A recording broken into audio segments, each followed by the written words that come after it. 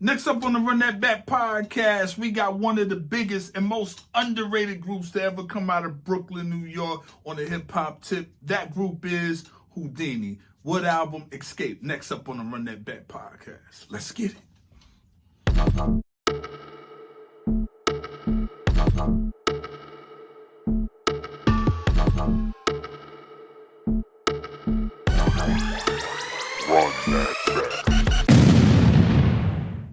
Yo, what's poppin'? This your man Scorpio Moe, Boogie. and this is Run That Back podcast. And today, like I said in the intro, this is probably the most underrated group, period, but definitely out of New York. and not only that, but very popular in this time, and they get overlooked now in conversations of hip hop, but definitely had their contribution. And added a brick to this wall of hip hop. Would you say? I would say. Strongly too. But one of the greatest groups to ever come out. Period. And these guys are Houdini, man. Jalil, Ecstasy, and Grandmaster. These guys, man, have really been putting in the work. Grown man style in a sense, but not corny. But grown man style, like it was, it was like grown. It wasn't kiddie hip hop. It wasn't. It was a mature, relatable, but not super mature. But they weren't the. Because I don't want to take shots at anybody. I don't want to sound like I'm taking shots. It wasn't like they weren't the sneaker guys. They weren't the, corner guys. They were a little flyer. I would say more relatable. Fashionable. I would say fashionable. Yeah. But relatable though. Like relatable. Like they weren't like talking. I don't know. Like their conversation was here, but just the way they dressed was kind of like a little bit more upscale. I wouldn't say upscale. Just it wasn't. They were not your average hip hop duo. I tell you what, it wasn't the in-house party, the whatever. It was more of maybe the Red Parrot, maybe the Garage. I don't even know if it was necessarily Latin Quarterish. Maybe I would say it was more clubbish. Yeah, but a little bit more. Just it might have been the Fever. I don't even know, man, because they were just. These guys could have a slide-in slip-in shoe and dressing suit. Business casual hip hop. I like that. Business casual hip hop. Yes. Right. Yes. Okay. Yeah, we're talking. They are your happy hour hip hop. Yeah, after five. I like that. I like that. After five. The content is there. Yeah, still hip, but not your grandma, grandpa. You know what I'm saying? They didn't age themselves out of the genre. Yeah, not at that time they did. Not at that time. They didn't age themselves out of the genre. Yeah. Once again, it's Houdini, man. You gotta give it up to them. Yeah. Houdini. So just real quick, the album was put out in Escape is the album. Escape, not Escape. Escape. October 17th, 1984. And I'm going to just give you the climate of 1984. So there's some huge stuff going on. So in 1984, we're just going to start with music. 1984, Prince, Madonna, Michael Jackson, Eddie Murphy, Cyndi Lauper. I'm going to just give you those names. But real quick, 1984, Prince is the first artist to simultaneously have the top movie, the top album, and the top single, all from Purple Rain. Purple Rain was the movie. Purple Rain was the soundtrack. When Doves Cry was the single. Michael Jackson still was banging out Thriller and just released the Thriller music video. Madonna had Like a Virgin. Bruce Springsteen, Dancing in the Dark. Cyndi Lauper, Girls Just Want to Have Boy Fun. George, let's be clear. Run DMC. No, this was 84 now. George Michael was still with Wham at the time. No, but that's what I was trying to say. Right. That's what I was trying to say. Frankie Goes to Hollywood had Relax. Very controversial. Dope song, though. Movies. The Terminator, Ghostbusters. Beverly Hills Cop, Ghostbusters, I remember. Indiana Jones and the Temple of Doom. Also in 1984, Miami Vice. Also, the introduction to crack. Then you still had Dynasty, Dallas, The Cosby Show. In fashion, Graffiti Rock came out that year. Yeah. In June that year, by the way. Yeah. Technology, the Apple Macintosh computer was introduced. Nintendo Entertainment System was out. Also at the time, arcades were still popular. And the last thing, the Summer Olympic Games were held in Los Angeles, although the Soviet Union and its allies boycotted it. But that was 1984. There you go. And now we are going to get to the album Escape, which was put out by Houdini. And as we always do about this time, what was your introduction to Houdini? It might have been before that. I don't know the exact songs because the first thing that comes to my mind is Haunted House of Rock. There were bits and pieces. I didn't get the whole thing, but for some reason, Haunted House of Rock comes to me first. But actually, it was Magic Swan. That was the first single. Yeah, it was that, but because it's a low budget video. Looks like they might have been in an office building. I remember them coming down the escalator and Jalil having like the Houdini kind of turban on, and I remember that, and Magic playing it. You know, of course, at that time, because they were actually, people don't know this, but they were part of the Juice Crew as well. There's two versions. There's the original Juice Crew member. When you see those guys in it, a lot of the first generation / second generation of rap were part of, and then they kind of faded out, and that's when you later on you got just the Kane, the Bismarck. You see that version, but they were part of the original Juice Crew thing. And if you ever see, he had an album out, Mr. Magic Rap Attack, and Russell managed them. So if you look in the back of that cover, you'll see LL, Run DMC, you'll see all those guys, and you'll see Whodini in there. So they were part of that Rush management early situation. But that was my introduction, maybe a year before that, 83/84. My introductions was Friends. Okay. Yeah, Friends, and then of course, you know, Freaks Come Out at Night, and then, you know, Cause see, I don't really remember the layout of this particular album, how they did the sing.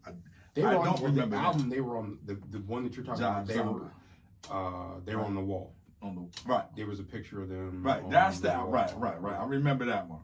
Cause this was a time like I'm at the block parties, or they used to have parties like in the neighborhood center, and they let us in, or the block parties. So my whole thing, how I got familiar with record labels were, by the time guys took them out on the sleeve, and I heard a song, and I would see, let's say it was a light blue label, and then the next time they put it on, I kind of knew what it was because they were playing the popular songs, but then I got familiar, oh, that's Jive. If I've seen it red with black letters, it was probably Enjoy. If you've seen it with the light blue again, it's a different kind of light blue with almost like a candy cane colored tornado looking thing. Solar, I know that was Sugar Hill. Right. So my introduction, when I saw gray with black letters, I was like, at the time the show was out a year later, I was like, that's the show. So I started getting familiar from a distance, just looking over, seeing what the DJ's about to play. But this particular, when you said that, you know, they'll put it and have the one album out so they can put it back in. And it was sticking out. Then I would see the album covers. Then I would go to the store and buy nothing and just go in there and just look through the albums. And I would see that. And that's how I got familiar with labels and album covers, then turn around and read the credits. So Houdini was one of those. It wasn't one of the first ones because I was looking a little bit before that, but they were in that first wave where I was paying attention to the label, and they were on Jive Zomba, if I'm not mistaken. Yeah, I remember the record labels. What Columbia was red and black. Right. Casablanca was like a dark blue. Right. Jeez, who else was it? Man, I remember Jive being like CBS blue, being the black. Atlantic being red, black, and green. Yeah, that's how I got familiar with just watching the DJs, and then he's playing that song. Look at the label on the actual record, and that's I'm not participating. I'm spectating. I'm near the DJ because I couldn't wait for the rappers to get on. Right.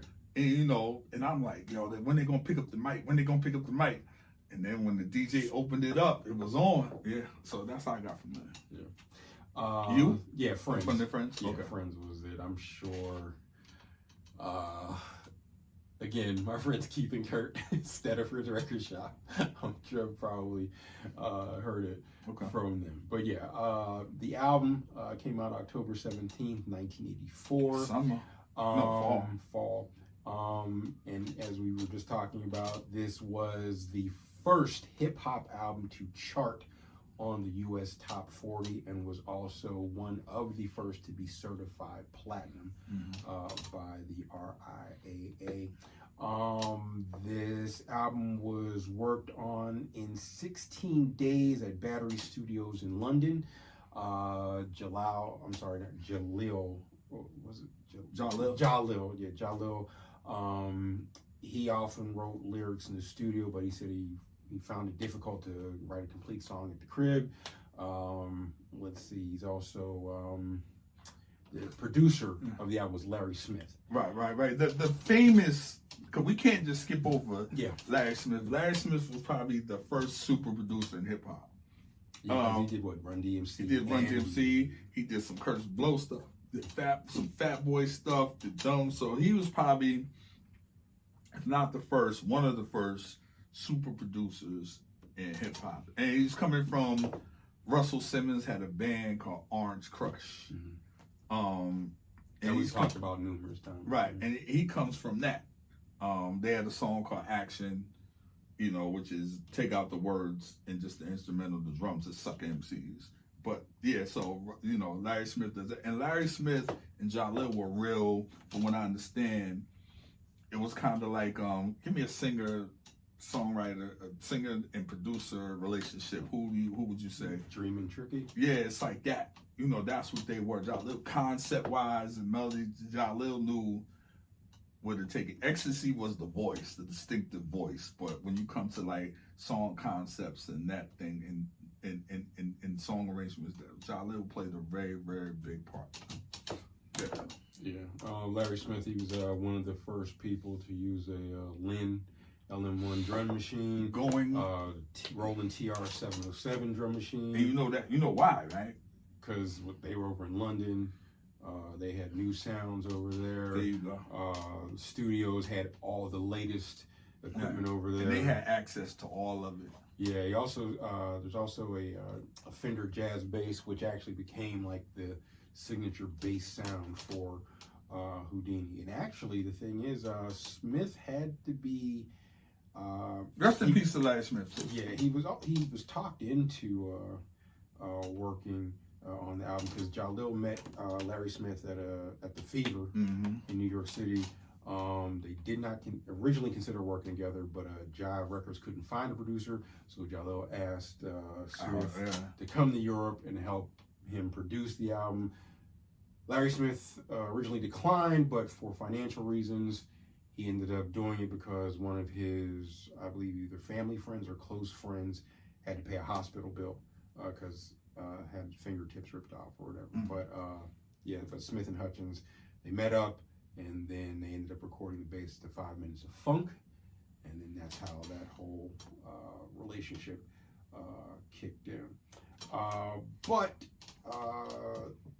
as we normally do, like I said, there's only 8 songs on this album, and because it is that short, we are just going to get straight into it because the singles that were released, monsters, boy. The first one, released on July 20th of 1984, was Friends.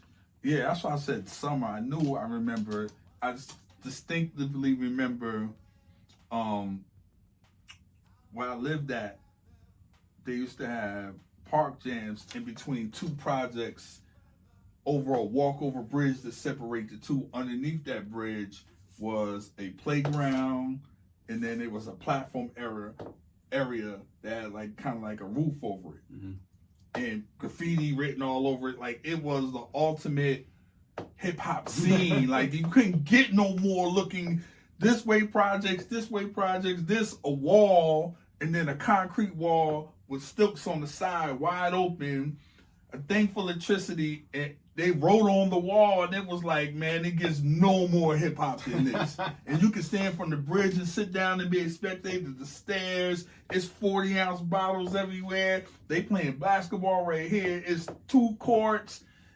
No more hip hop than that. And then you hear Friends. Friends and sucker MCs. So every time I hear that, I'm transported back to that space. Nothing's more nostalgic than music. It'll take you right back to whatever moment that you So just to beat the Friends, the drums and it's still hard. When we were doing this, for this project, listening, when that Friends came on. But the wild thing was, originally it didn't sound anything like that. Jalil said once Larry Smith got to it, I would have loved to hear that. And once he got to the beat, he had an original version. Yeah, there's an original version of Friends. Jalil lives on my part of town. I Blue Moon, like maybe every couple years I see him. Last time I saw him was in a movie theater parking lot. He was with his lady. I ain't want to interrupt him or nothing. But let me tell you something. I would ask him now. Because I would have loved, I was like, yo, what did that sound like? The original. There's an original version of Friends before Larry Smith got to it. And Jalil said once Larry Smith got to the beat, it don't sound nothing like it originally did. Ooh. So, yeah, I'm wondering what Friends sounded like. But I mean, what the original or not, the finished product didn't sound anything like any hip hop coming out at the time. It wasn't your boom bap, just drum beat. It was melodic. It had synthesizer twinklings. That's what I like. Because when you take that, when you just take the drums and the synthesizer twinkling you're talking about, when the rap part comes on, you and your girlfriend were so tight. One night, you can, that is L, man. Which I'm surprised nobody has said. I think people chopped it up, and no one used the straight. Cause I tried to do it.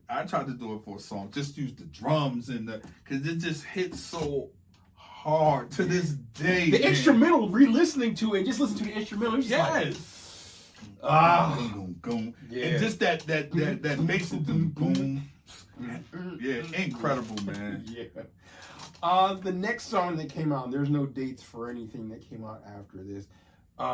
Freaks Come Out at Night. When I think of this song, all I think about is the Fresh Fest. Yo, did that not make you want to go to the Fresh Fest? If you haven't been, just the fun and the excitement, because if you watch the video, they're coming off a tour bus and they're singing Friends.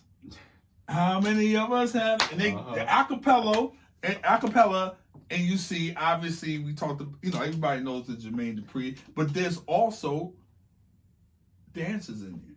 Yep. There's Kango, Dr. Ice, which I don't know if it's true. I think Dr. Ice is supposed to have been Jalil's brother. I don't know how true that is. But and then they say Friends, and they point up. And then they go doom doom. Like, if that made me want to go on tour. Forget seeing the show. No, I want to experience on tour feel, because that made me want to go on tour. Just seeing the fun that they had, the backstage, and them coming. They had the New York. I don't think they had the New York City Breakers, didn't they? What? I'm not sure. So. I'm not sure. sure. Wasn't Crazy Legs in the video? No.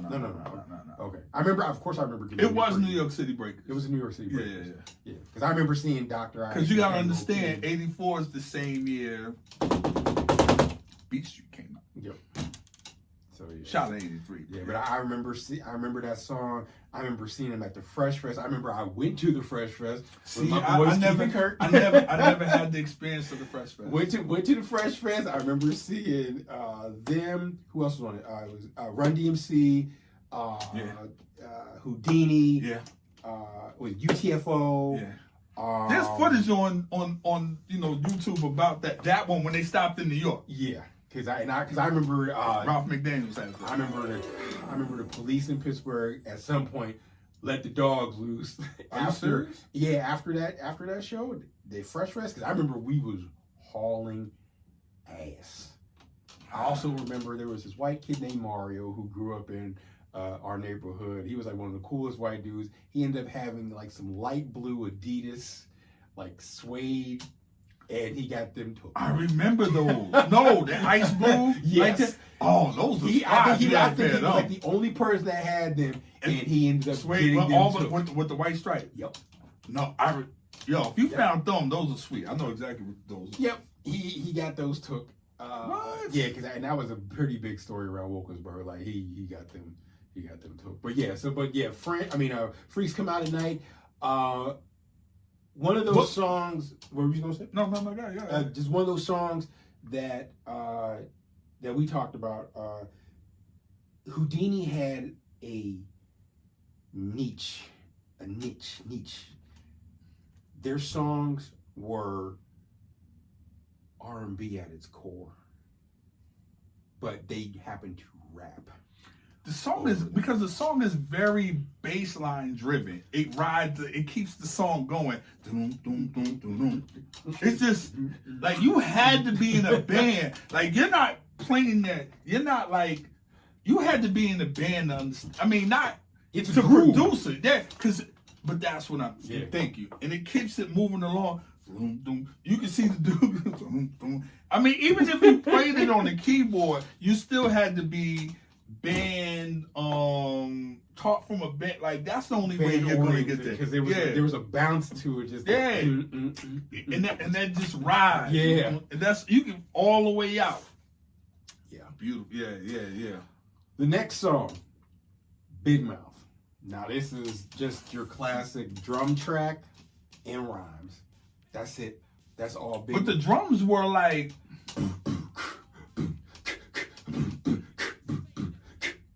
But how they rolled the rap, like, because here's the thing: when you talk about the most standout, distinctive voices in hip hop, he's got to be one of the earliest. And we're talking about Ecstasy at this point. Rest in peace to Ecstasy. He had John Fletcher, aka John Fletcher. He had just one of. I don't care what he said; it sounded cool. And when he said it, like he just had one of those voices, like it's him. It is no mistaking who it is.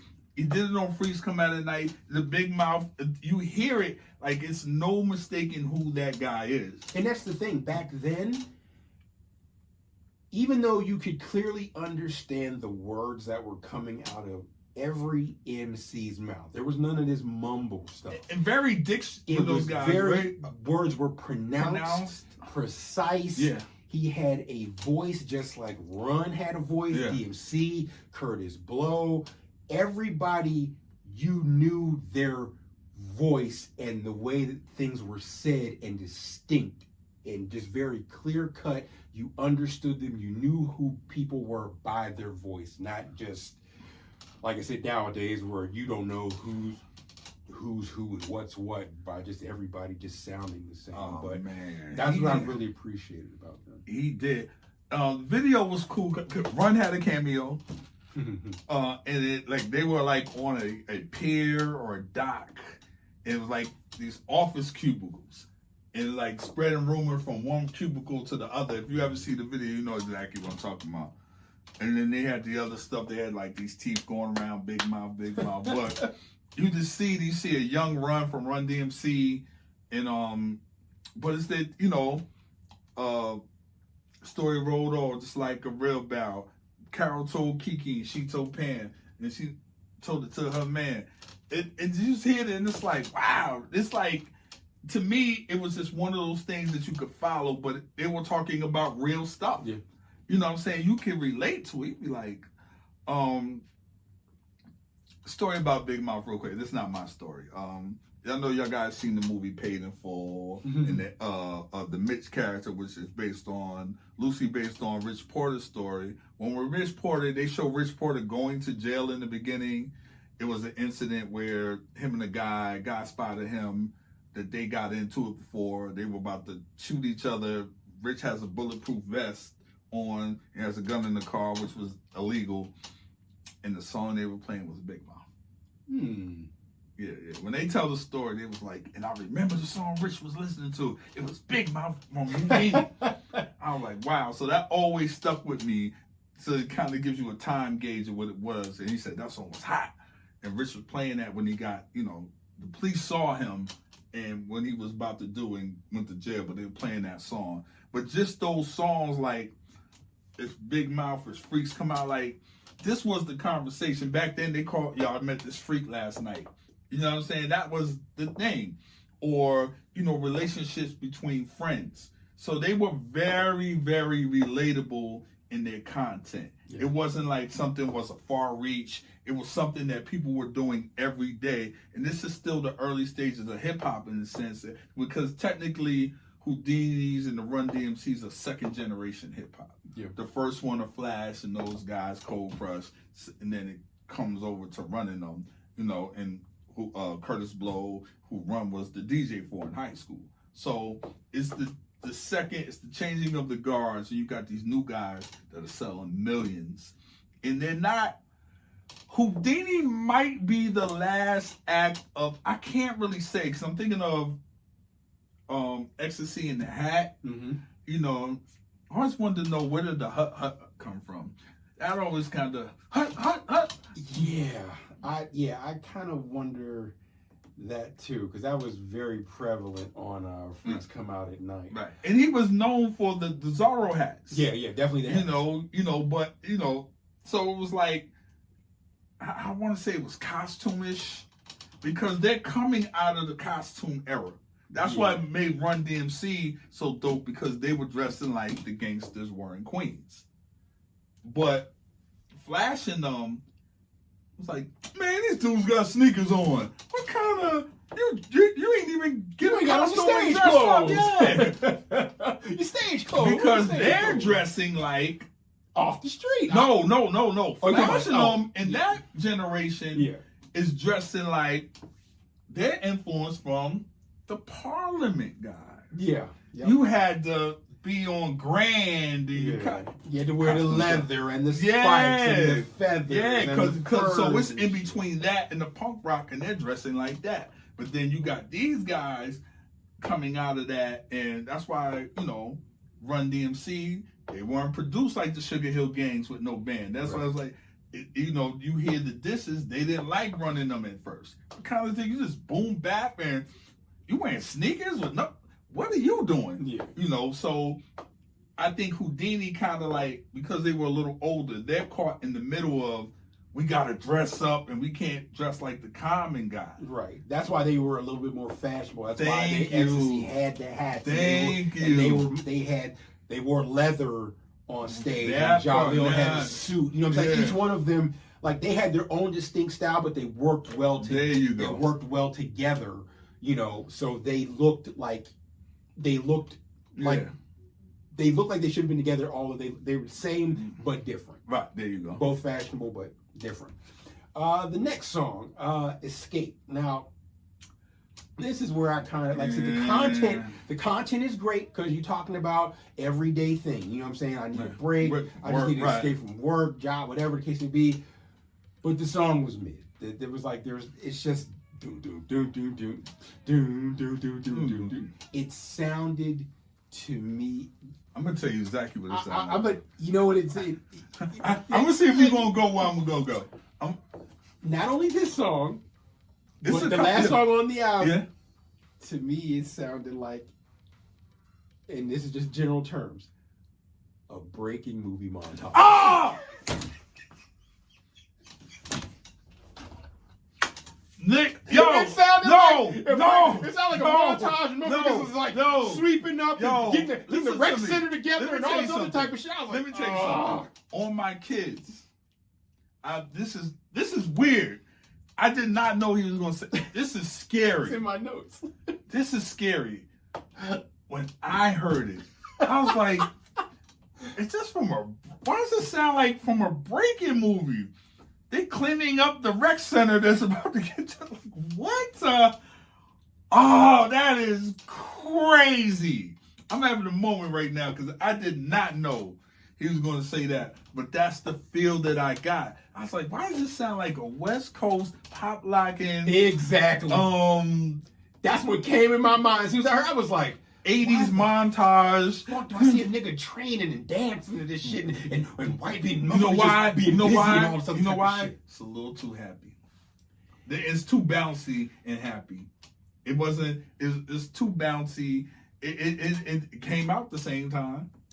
It was yeah. You could tell a hip hop guy didn't do that. Well, I mean he did, but you could tell his origins weren't hip hop. Because there's no way. It was just, I felt it was way West Coast. I was like, oh, it didn't feel right. Well, the thing is, with this particular album, because it was recorded over in Europe, right? Right. Their thinking was that, yes, it may not necessarily sound like what people are used to, but their logic was everybody likes to dance and have a good time. And they were over in Europe. Yeah, but it sounded like a happy breakdancing song. It didn't sound like the stuff on B Street. I understand that, but that's because we over here in the States started tuning into what we started trying to make hip-hop become gritty, rough, like Run DMC. Yeah. Everything was like more raw. This might have been overproduced. Right, rough and raw. And this was, and you're right, this was probably overproduced because, like I said, this was produced in Europe, and their whole thing was people like to experimenting dance and sweat. Exactly, experimental stages. So they're just basically what.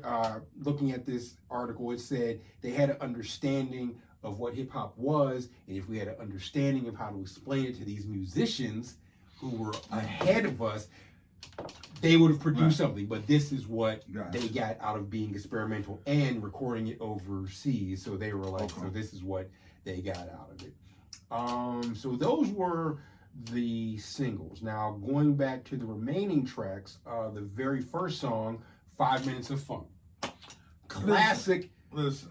R&B influence again because it has a groove.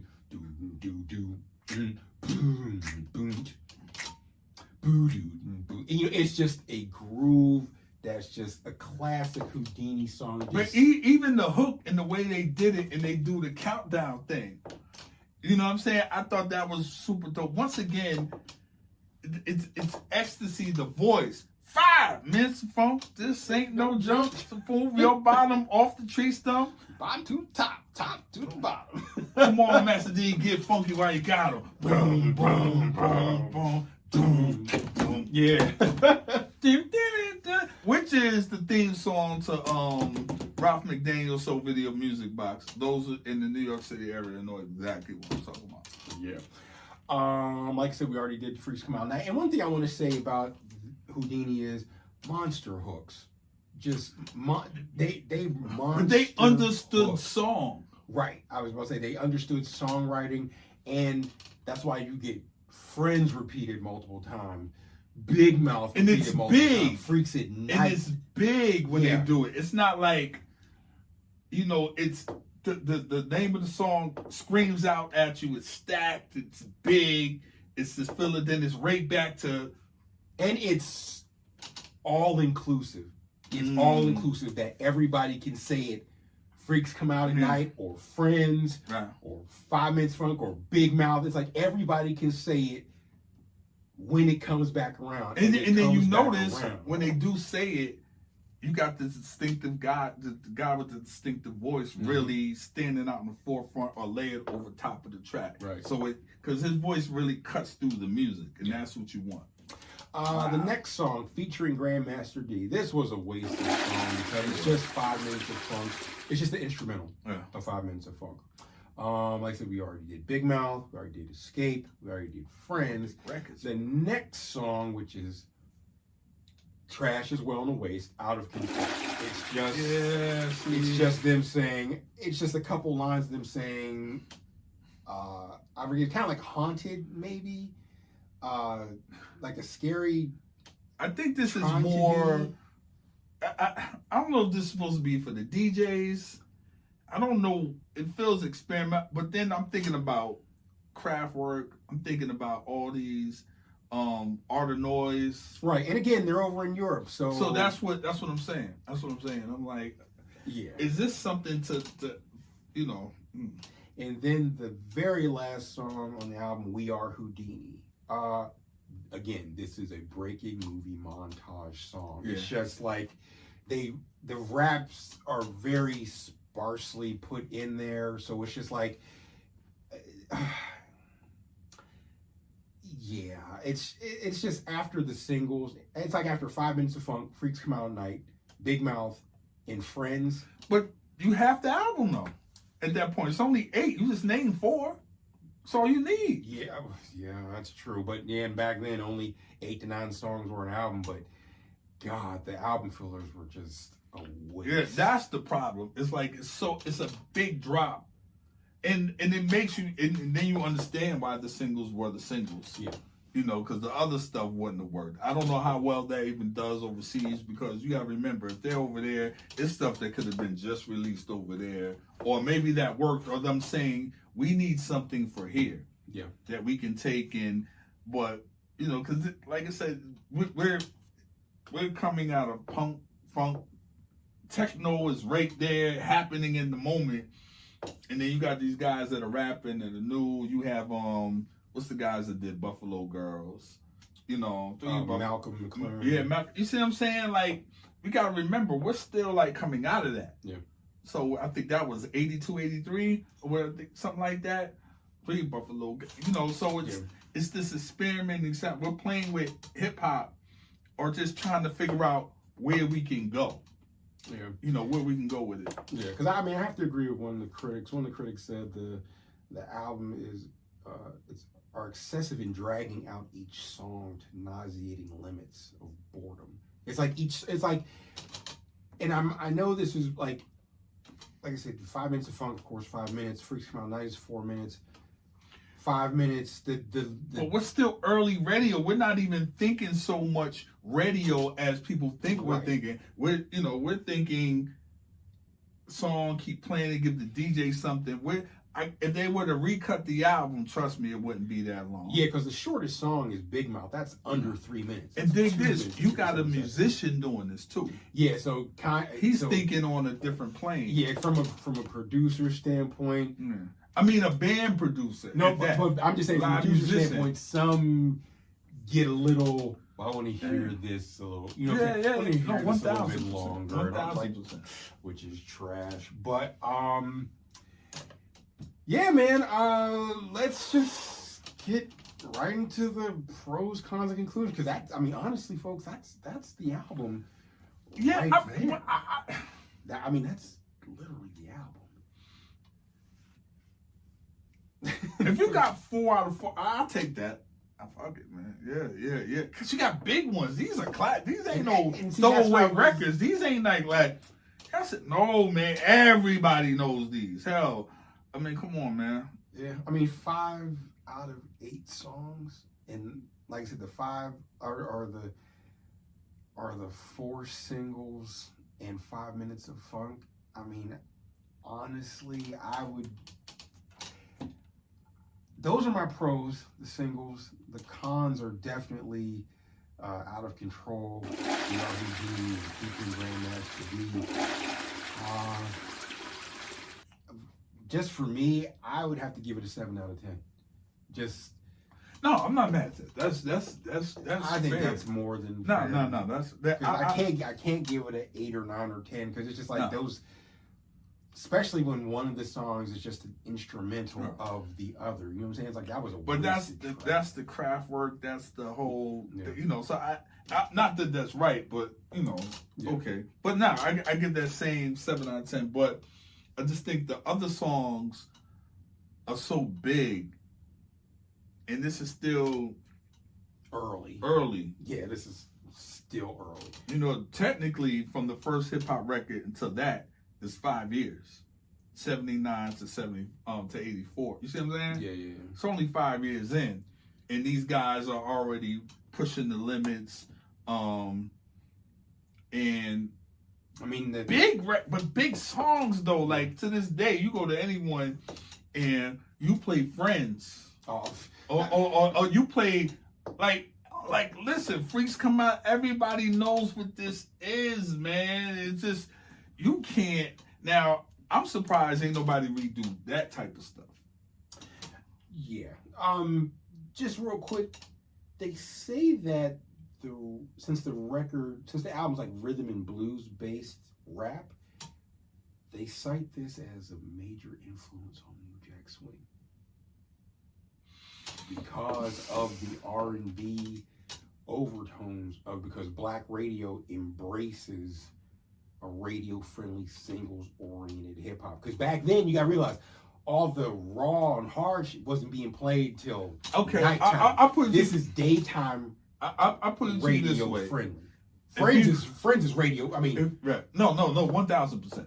I would say you turn it up a tempo or two, and then you put a little go-go in there, and then you got New Jack. Yeah. Also, because the go-go swing and the you know what I'm saying, that's what really makes New Jack New Jack. Also, real quickly, 5 Minutes of Funk was originally intended to be rock oriented. So they said once they heard Run DMC's Rock Box. You know what? I did see that somewhere. They didn't want to do it. They turned it to an R&B direction instead of, because like I said, he didn't want to do that. I don't think it would have worked though. Well, that's what they said. They said they didn't want to do exactly that. So Houdini's a bit more adult, and rap just wasn't for kids anymore. So they were elevating the sound. But imagine even back then, 5 Minutes of Funk, a rock got that edge. I don't know.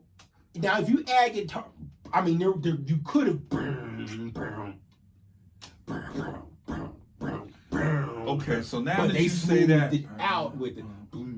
Because you know what I hear now? What? When you say that, first thing that comes to mind is what's the song that KRS? What's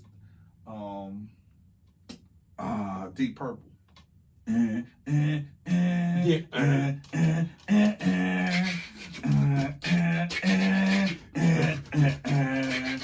see what I'm saying? I hear Deep Purple. From Criminal Minor. Yeah. So if you're saying rock on that note and you chop it up, you might have. Yeah, that's what I'm saying. Like if you like the way that the bass hits,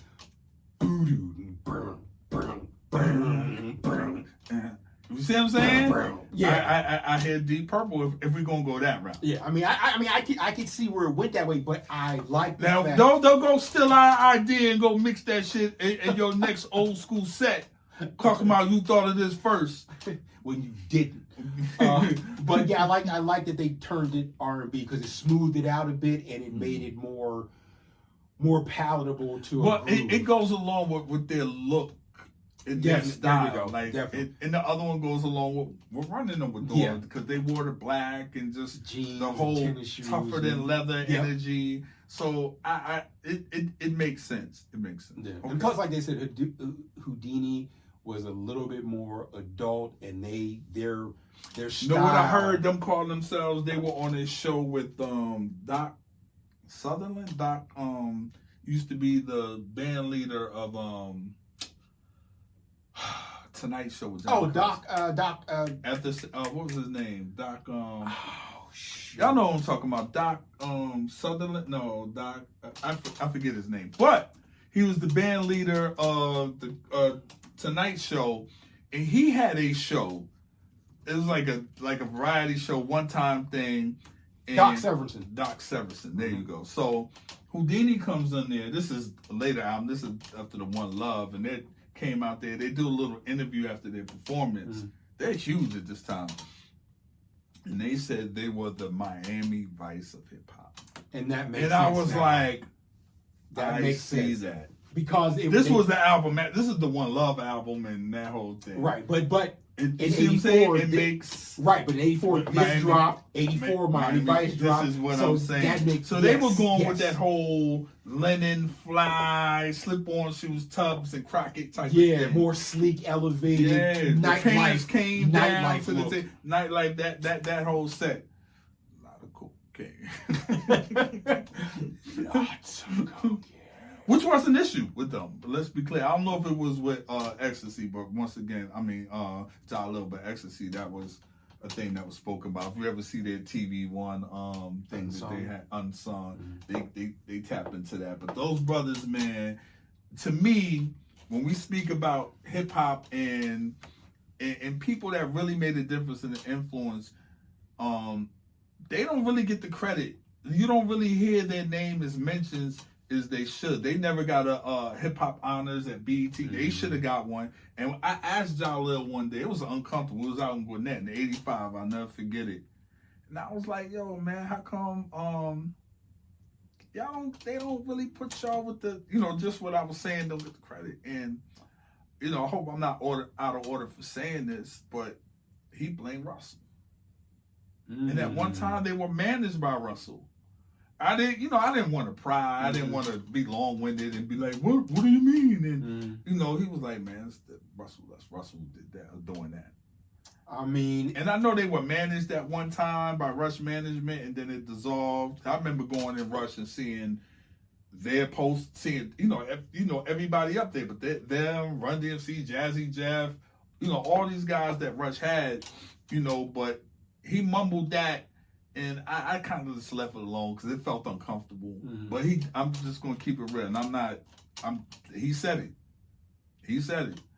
And I was like, I want to be like, what did you mean? I just wanted to pry. He was with this lady was coming back, and I just kind of left it alone. But he did say that. Because I'm like, we're missing who, they're not mentioned in these shows. Mm-hmm. We weren't seeing them.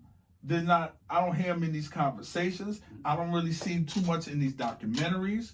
I'm like, yo, we jumping over some dudes that brought light to hip hop. Yeah, and were very influential. Yeah, and they put that work in, man. Yeah. Like they put a brick or two in this game. Like they put points on the board. That's the first group to come out of Brooklyn and go. They put points on the board, man. Don't do that. Yeah, don't do that. I've seen people who contribute less and get more accolades. Because I was going to say, they may not have been technically, quote unquote, around that long, but the hits, impact in that short amount of time. I was about to say that their hits and the impact are still alive and well today. When people talk about the first hip hop Halloween or whatever, it was them, Haunted House of Rock. Mm-hmm. They did that first.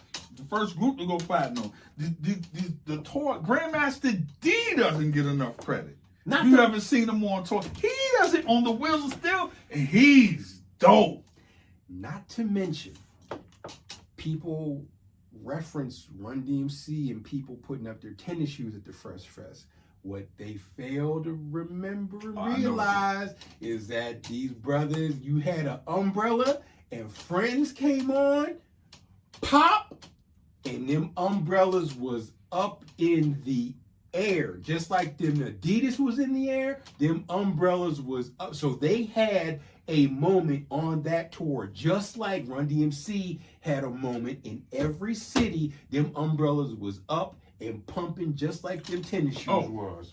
And the first rap group that had dancers on stage. Come on now. This is before Kane and them. Mm-hmm. This is before, you see what I'm saying? Yep. Like, they don't get the credit. So we want to give Houdini their flowers. Like, for real, man. Sir. They don't. We love to interview Jalil or Grandmaster D.